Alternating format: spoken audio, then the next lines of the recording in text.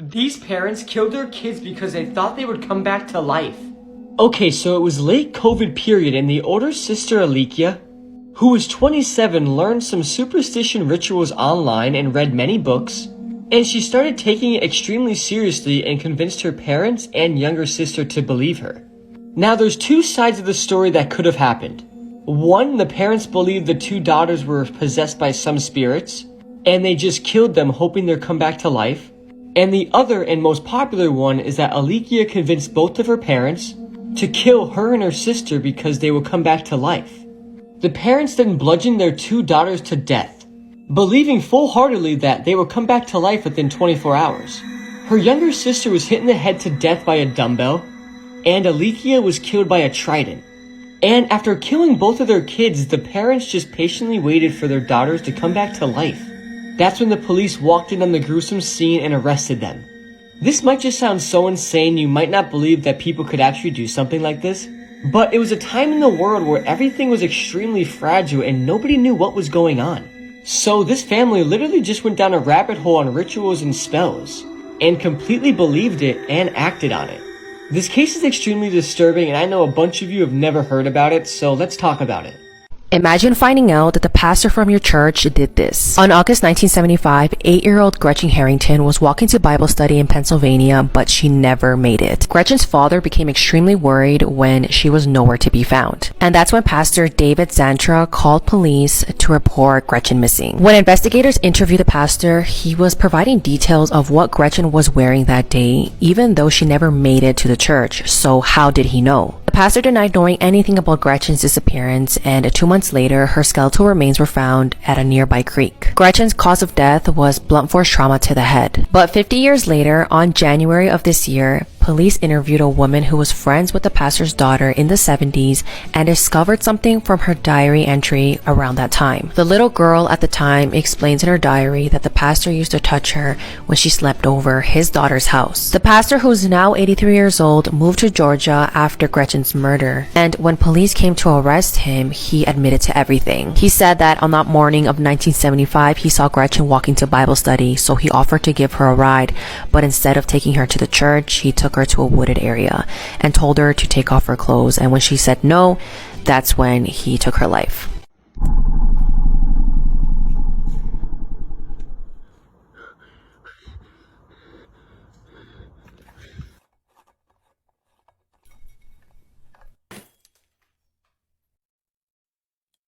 Controversial momfluencer Ruby Franke is accusing one of her own children of sexually abusing their sibling as well as other children in the area.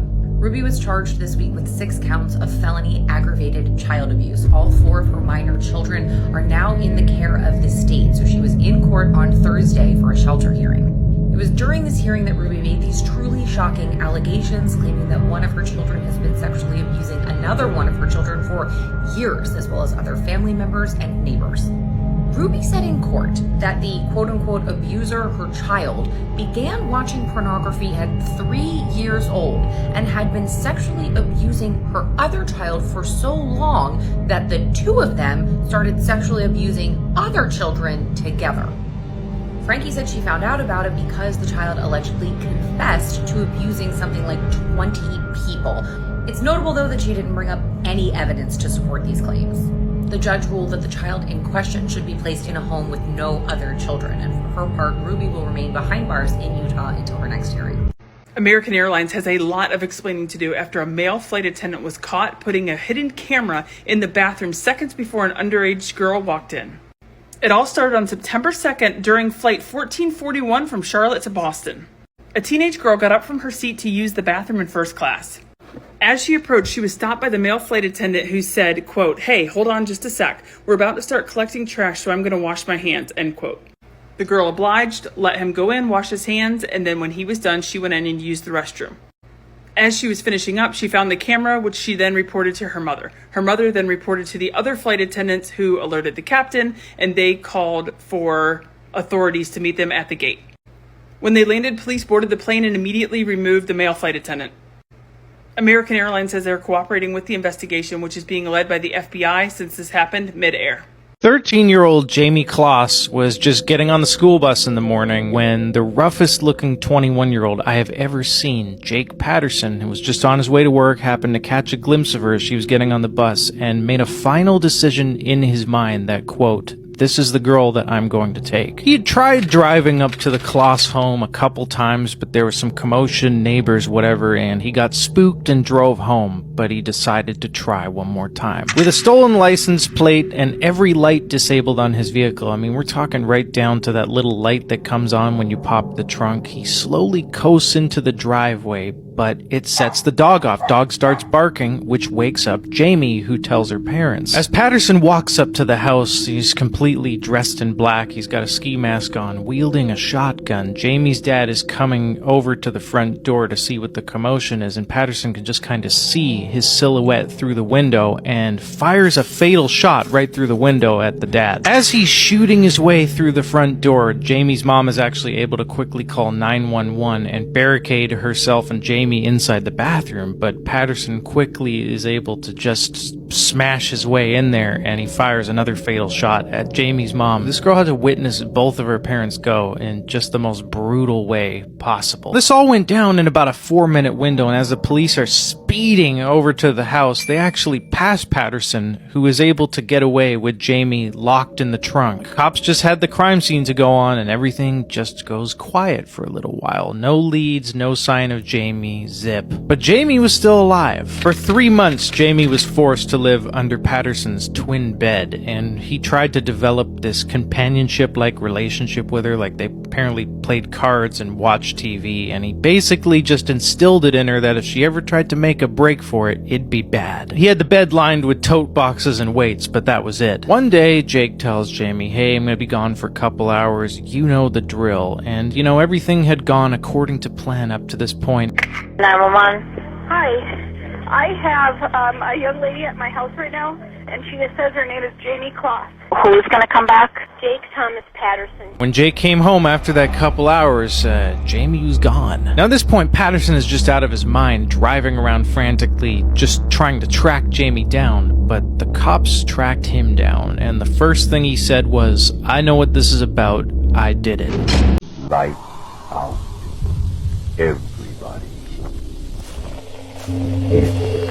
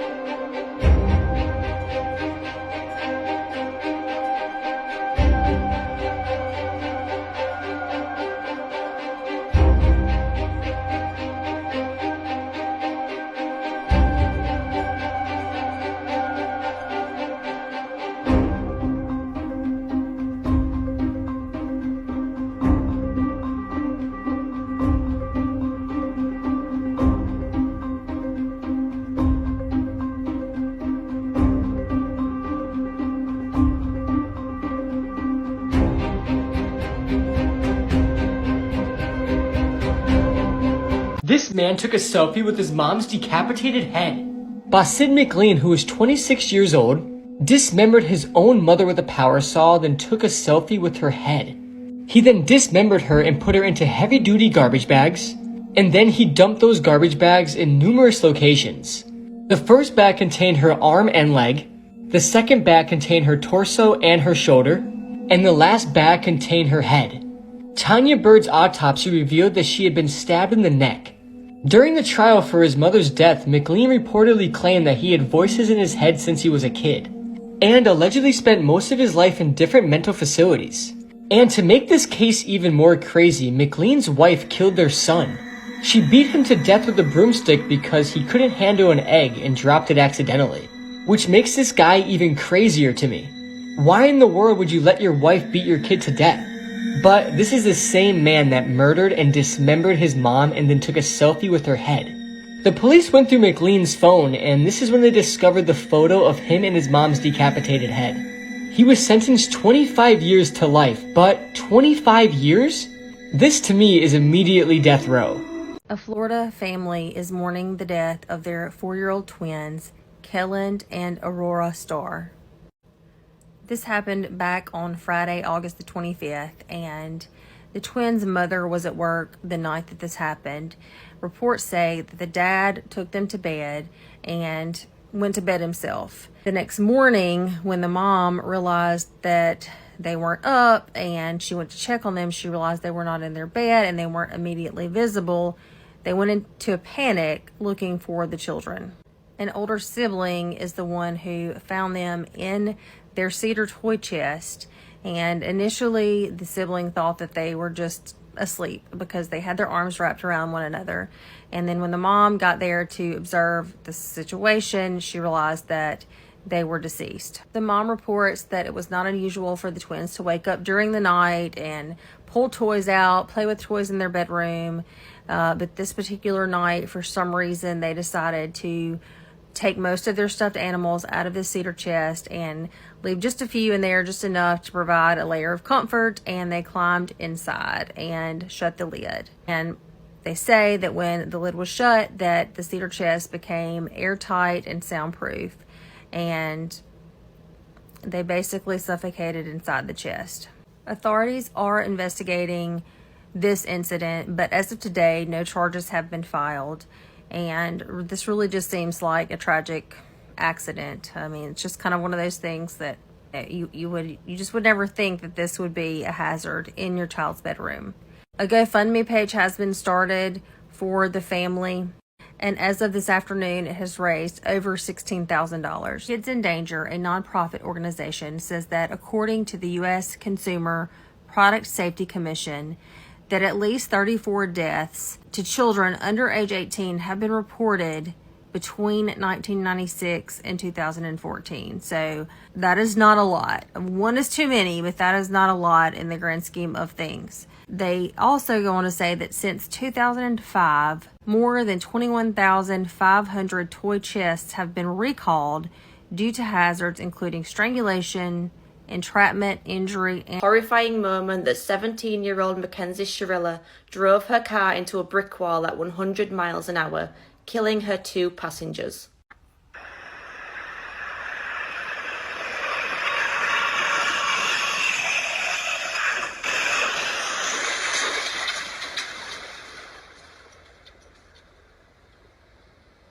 One of the victims was Mackenzie's boyfriend Dominic Russo. In the weeks leading up to the crash, the couple had had multiple disagreements, and Dominic's family believe that Mackenzie crashed the car on purpose, although Mackenzie has denied this and says that she has no recollection of that night.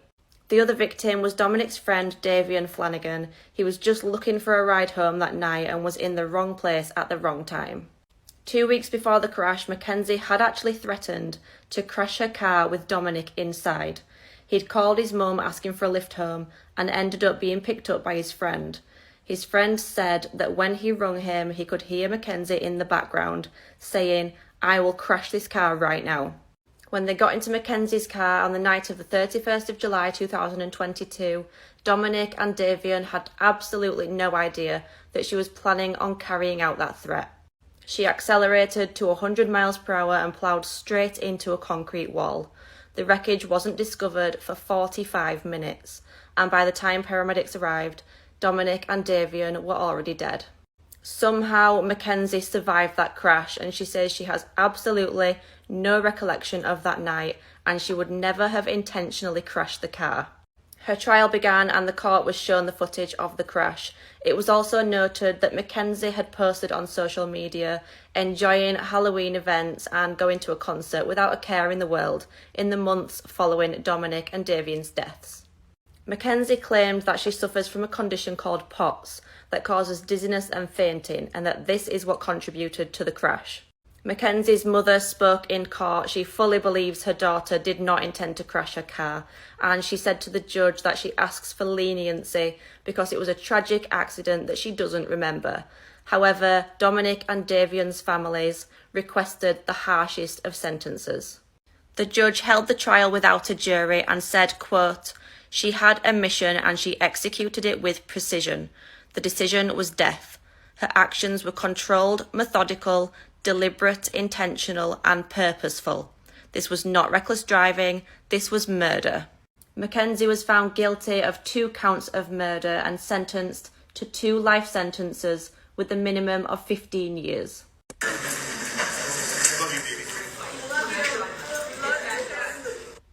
Controversial YouTube momfluencer Ruby Frankie has been arrested for child abuse. Ruby ran a popular YouTube page called 8 Passengers that followed her Mormon family's day-to-day life. Her harsh parenting style, like making her son sleep on a beanbag for months, letting her daughter go hungry, and taking all of her kids' belongings and making them pay to get them back, earned her more than a few critics. The page went dark in 2022, but last month, Ruby and her business partner Jody were arrested for aggravated child abuse. Cops had been called about a child in distress and said that Ruby's 12-year-old son had escaped out of a window starving and ran to a neighbor for help. He and his 10-year-old sister had duct tape on their ankles and their wrists, had open wounds from apparent restraints, and were so malnourished they needed to be hospitalized.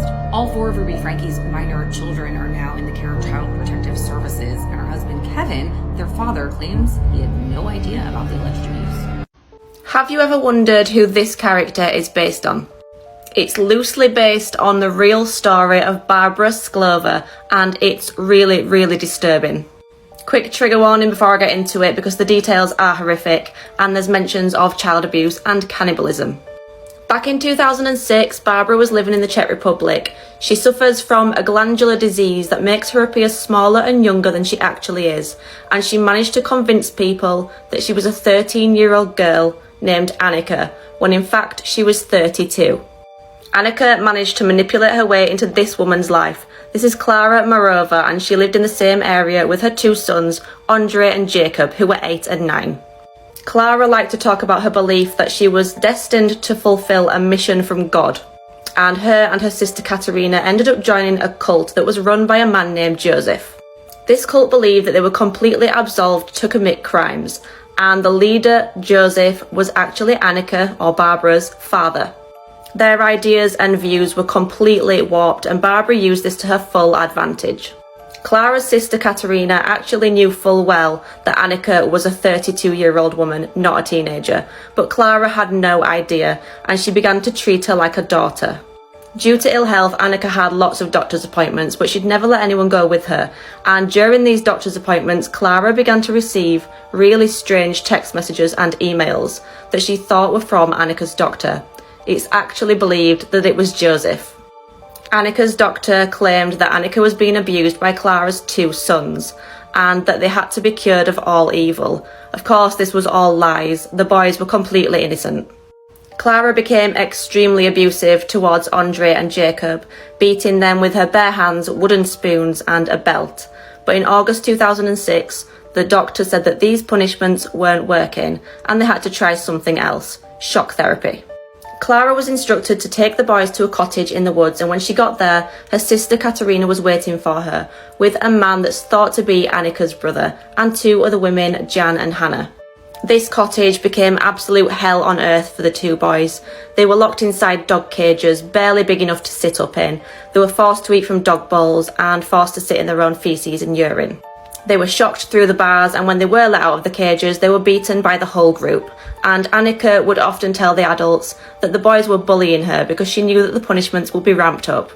The boys often had their heads submerged in water until they were close to drowning, and they had cigarette burns all over their bodies. That's not even the worst of it. Just a quick trigger warning again here, because the next part is absolutely horrific. The boys would be taken out of the cages, and they'd have parts of their body skinned. So Klara and the rest of the group would remove skin from their legs and their buttocks, and then they would eat it. If that's not bad enough, they would also then force the boys to eat their own raw flesh. If they were sick, they'd make them eat that too. In September 2006, Klara decided to make Annika an official part of the family, and she adopted her. She then moved out of the cottage with Annika back to their house, closely followed by Katerina and the 2 boys. The abuse of the 2 boys started up again immediately. Annika was given her own room upstairs that was bright and colourful, whereas the boys were forced to sleep in the basement, often tied up and naked. This is when Klara set up a baby monitor in the basement to monitor the boys, and it was only by chance that they were rescued due to this baby monitor. The boys had suffered a further year of abuse in that basement, and then one evening, one of the neighbours was checking his own baby monitor, and somehow the wires must have got crossed, and what appeared on his screen was Andre laying naked on the floor, tied up. He immediately called the police, and they went door to door until they found the two boys. Clara and Katerina were arrested, and the boys, along with Annika, went into care. This is when it was discovered that Annika was actually a 33-year-old woman, and it was too late by then because she'd managed to escape from the care home and flee to Oslo in Norway, where she began posing as a teenage boy. She was going by the name Adam, and she even enrolled in school and underwent breast reduction surgery and liposuction to appear more childlike. She was eventually found by the police and deported back to the Czech Republic, where she went on trial with Clara and Katerina. During the trial, all three women turned on each other and started to blame each other for the abuse. Barbara even went as far as saying that Clara and Katerina had abused her alongside the two boys, but the jury didn't believe her. Eventually, Katerina was sentenced to 10 years, Clara was sentenced to 9 years, and Barbara was sentenced to just 5 years, although she only served half of that sentence. Andre and Jacob recovered from the abuse after hospital treatment, and they were eventually adopted by an American family. Clara, Katerina, and Barbara have all since been paroled.